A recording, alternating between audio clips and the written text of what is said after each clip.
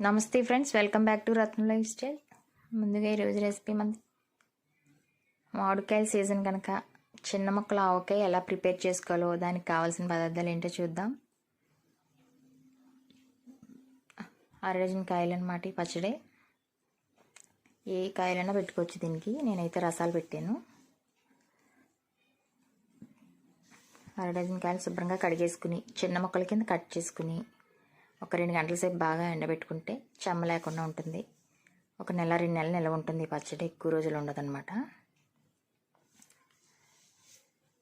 దానికి స్టవ్ మీద వాణి పెట్టుకుని 2 స్పూన్లు మెంతులు, 2 స్పూన్లు ఆవాలు మంటని మీడియం ఫ్లేమ్లో పెట్టుకుని దోరగా వేయించుకోవాలి. దోరగా వేయించుకుని మెత్తగా మిక్సీ పట్టుకోవాలి.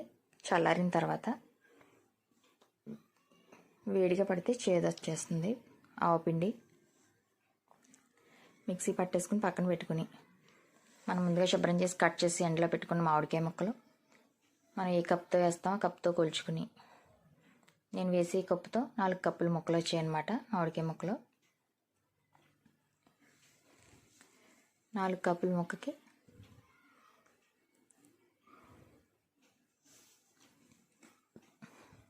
మామిడికాయల సీజన్లో మనం ఇలా కొంచెం కొంచెం ఆవకాయలు అన్ని రకాలు పెట్టుకుంటే మనకు కావాల్సినప్పుడల్లా వేసుకుని తినచ్చు. ఎంతో పుల్లగా టేస్టీగా ఉంటుంది కనుక ఆవకాయ పచ్చడి అంటే అందరికీ ఇష్టమే కనుక పిల్లలకి పెద్దవాళ్ళకి కూడా.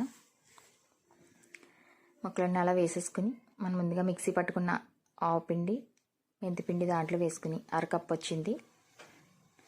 4 కప్పులు ముక్కలు వచ్చాయి కనుక 1/2 కప్పు ఆవపిండి, మెంతిపిండి, ఒక 1/2 కప్పు 1 స్పూన్ మెంతులు కూడా వేసుకుంటున్నాం.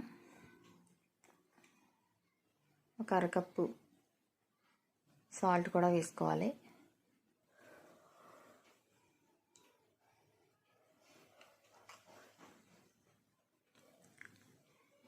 ఒక 1/2 కప్పు సాల్ట్ కూడా వేసుకుని ఒక 1/2 కప్పు కారం కూడా వేసుకోవాలి. పచ్చికారం వేసుకోవాలన్నమాట. పచ్చళ్ళకి వేసుకుంటే కారం.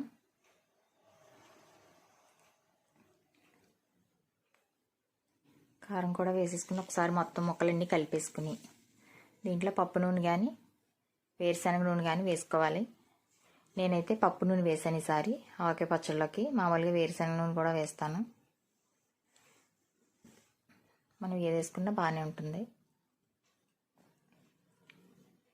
నాకు కారం కొంచెం ఎక్కువ అనిపించి నేను కొంచెం తీసేసుకున్నాను అనమాట. ఇది కూడా 1/2 కప్పే